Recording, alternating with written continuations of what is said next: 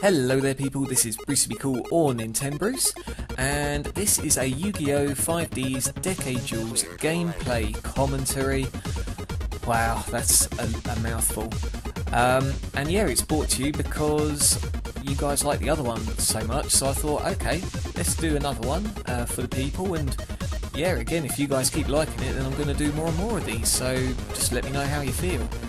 Now, this one's a bit special, because not only is it the very first game after creating my finalised deck out deck, but it's across a guy who's quite good at Yu-Gi-Oh! I've seen a few videos of him, and yeah, I thought to myself, okay, yeah, if there's anyone to test it out against, then this would be the guy, really.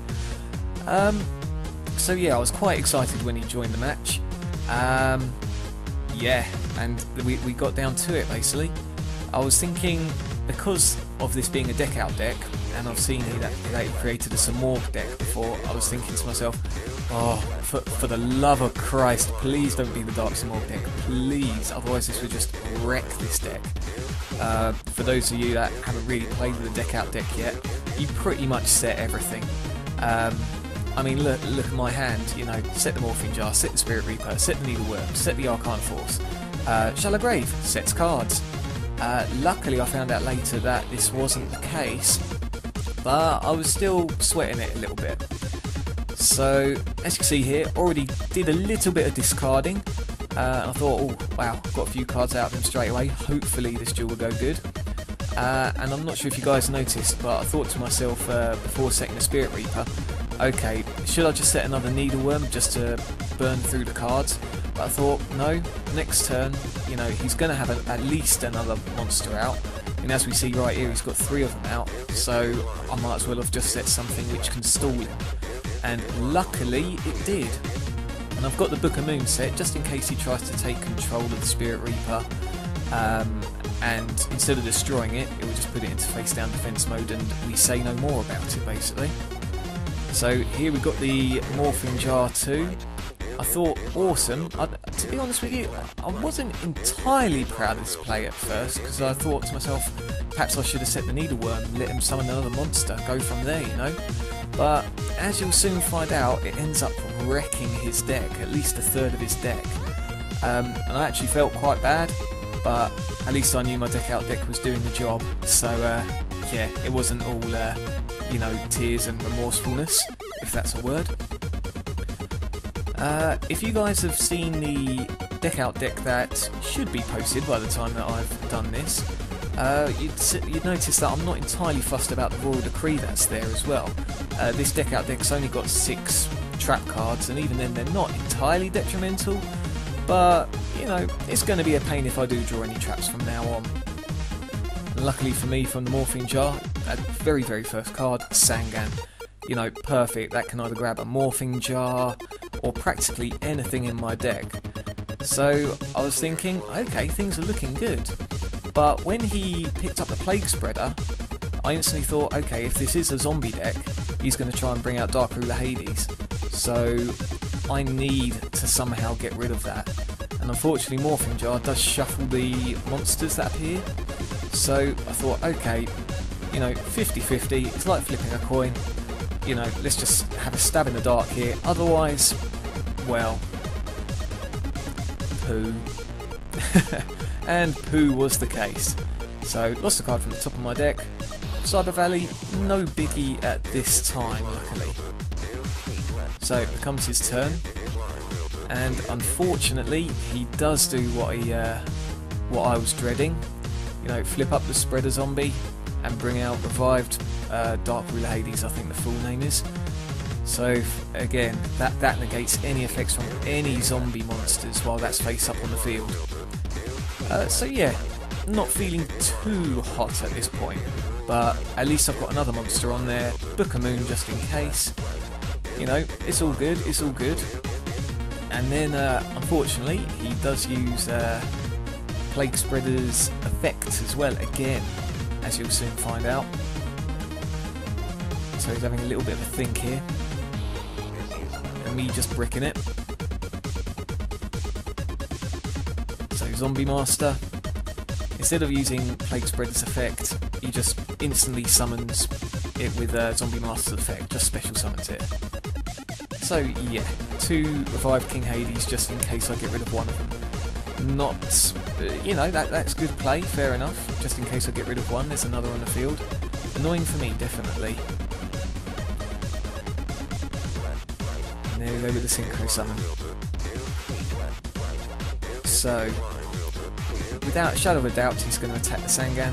I figure, you know, even if I block the first attack with the Book of Moon, the second one's going to get rid of Sangan, and I'm going to lose the effect anyway. So, let that go.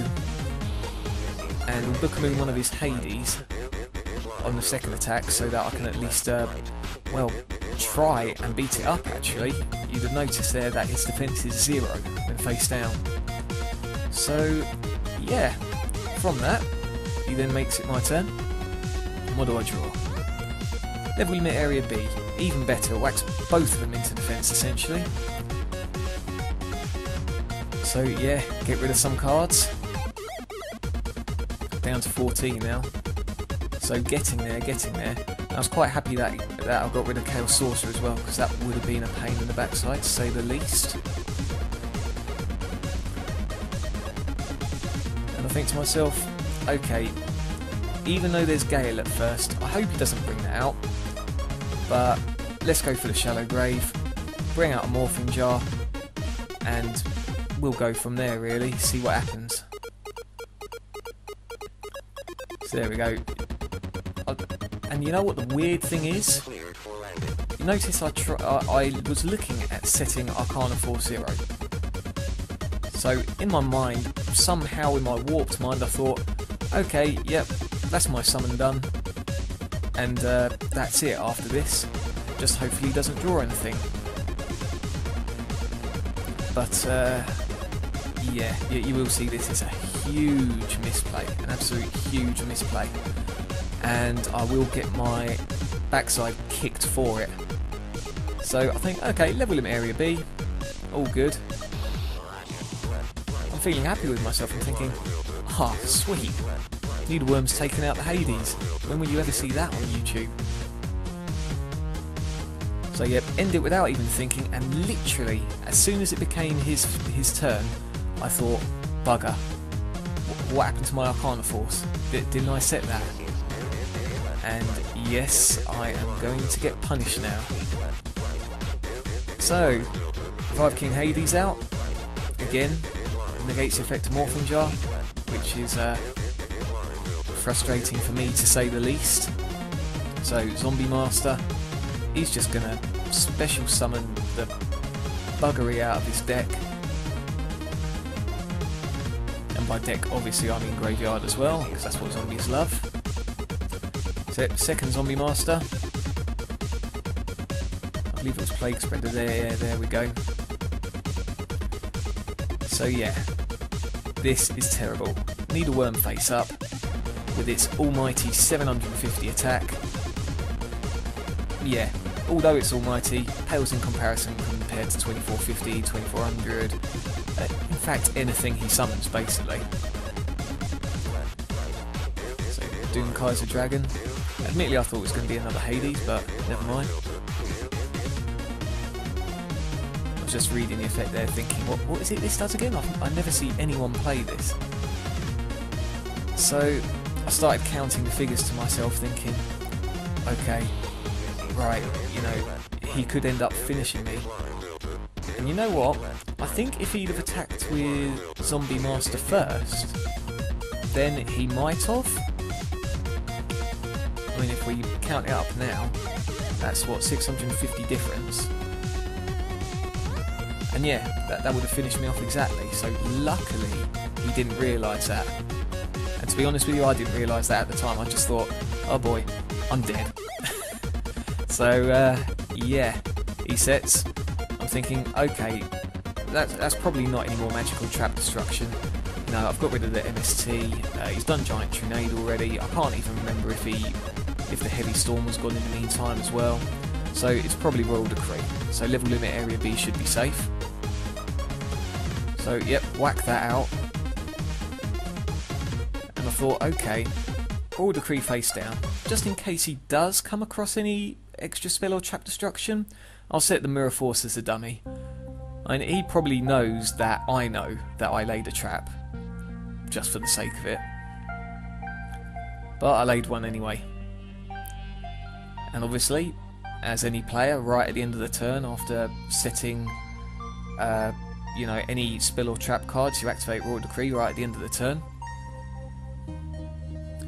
So yeah, he thinks for a bit, thinking, oh Christ, what else is going to happen now? You know, 650 points compared to 8,000. You know, you shouldn't be too fussed about life points in terms of what you do with a deck out deck, but you want to make sure that at least you're healthy and that you're not going to take a beating. And like I say, that mistake cost me, like, dearly. I mean, admittedly, I didn't quite get this one with the Spirit Reaper. I mean, perhaps it's because it goes under the level limit area B, and he thought, yeah, you know, it's all going to be low defense. Just get rid of it, get rid of it. And I had the Destiny Hero Defender in my hand. I thought, would he? Would he attack it? Let's give it a bash, see what happens. So yep, turn comes again. Again, me dreading what he's got. The plus side, the only plus side of this, besides having him stalled, is that all his monster card zone is, you know, taken up now, so nothing more can be laid down. You know, no synchro summons, nothing like that. He's pretty much, you know, a duck in the water, really. That makes no sense. A duck in the water would do amazing. But yeah, he's probably thinking, you know, things aren't too bad here. So yep, comes my turn. I figure I've already got him stalled. I don't really need another monster there, so let's use the hand destruction now. And then Book of Eclipse came in. Thought, okay, 5 cards face up. That is going to be good. Today is a good day for Brucey B. It just depends on this turn now, really. So he draws another card. And that's what I despise about Defender. If you leave it up on the field, then it gives them a card on their turn. But it looks like it's not helping him, by the looks of things. And then Creature Swap got played. I thought, okay, well, what's he going to do? What's he going to give me? Like Spirit Reaper and attack, and then, you know, somehow change something into attack mode on his side to attack it? I didn't really know, so I thought, okay, in case the Defender stays there, I'll give it to him, and then I get to draw an extra card. You know, bonus for me. So, we think, he sets one. I think, okay, that can't be too good. So, draw the extra card. Thinking, oh god, isn't there a faster way? So, Upstart Goblin, you know, give me something. And then card destruction. And I actually thought, oh, it could be game, it could be game. So I set that just in case I wasn't going to make the same mistake again. Bring out the card destruction. No, that knocks his deck down by 2. And then I made sure the path was clear. So activate the card. Book of Eclipse. He's got 5 cards exactly left in his deck. And then he thinks, I thought, oh bugger, he's got something to stop it. But no, just another Book of Moon. I'm not sure if you guys knew, but Book of Moon, even if it's your own monster, a Book of Eclipse would flip it face up again. So I just decided to show what I had, another Book of Moon. So it was a setting frenzy. And yeah, we both knew it was game from that point. So here you'll see the beauty of Book of Eclipse. Knocks everything down. And yeah, end game. So that is some beautiful stuff right there. A nice little showgirl dance of monsters there. And yeah, all done. So if you guys wanted to tell me what you thought of the match or whatever, again leave the comments below. But I thought this was a pretty good game. Just out of all of this, a lesson to be learned is try not to misplay anything.